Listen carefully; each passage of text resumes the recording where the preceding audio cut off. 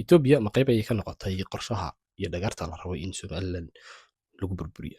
Shirkii shalay doolo ka dhacay magaalada Jigjiga ee u dhexeeyay dalalka ama hogaamiyaasha dalalka Soomaaliya, Djibouti iyo Ethiopia wuxuu ahaa fariin dhiilo wadato oo ku socota Somaliland.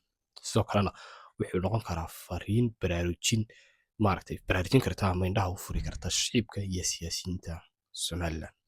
Soomaaliya iyo Djibouti waa ogeyn halka ay ka taagan yihiin Somaliland iyo in ay maleegayaan qorshayaal ay ku wiiqayaan xasiloonida iyo wadajirka dhuleed ee Somaliland. Laakiin Ethiopia maxaa ku kalifay inay qayb ka noqoto qorshahaas?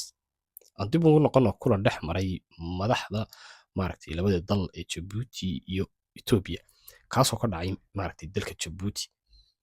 We're here to consult His Excellency Mr. President about the geopolitics of our region. We have discussed many issues on our bilateral matters as well on regional issues. Ismaaciil Cumar Geele wuxuu Abiy Ahmed ku qanciyay in Ethiopia ay kala shaqayso Soomaaliya iyo Djibouti in Somaliland laga saaro gobolka Awdal lagana dhigo gobolkaas loo sameeyo maamul hoos tegi doona dowladda Soomaaliya.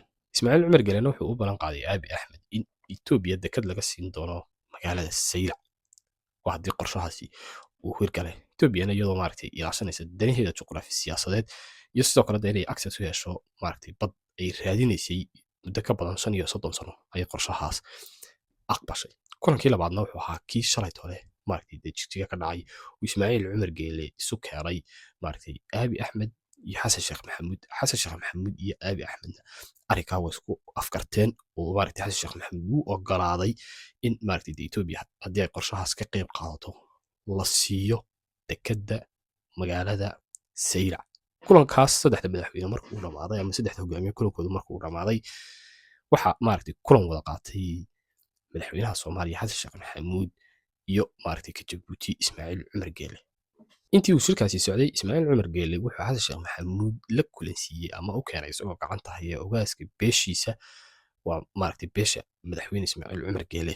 Xasan Sheekh Maxamuudna wuxuu ogaaska u ballan qaaday in marka qorshahaasi guuleysto haddii beeshiisu ay si weyn uga qayb qaadato arrinkaas iyo in Somaliland laga saaro gobolkaas Awdal ay dowladda Soomaaliya ay u aqoonsan doonto maamul goboleed ka tirsan dowladda dhexe ee Soomaaliya oo la mid ah maamulada kale ee Soomaaliya.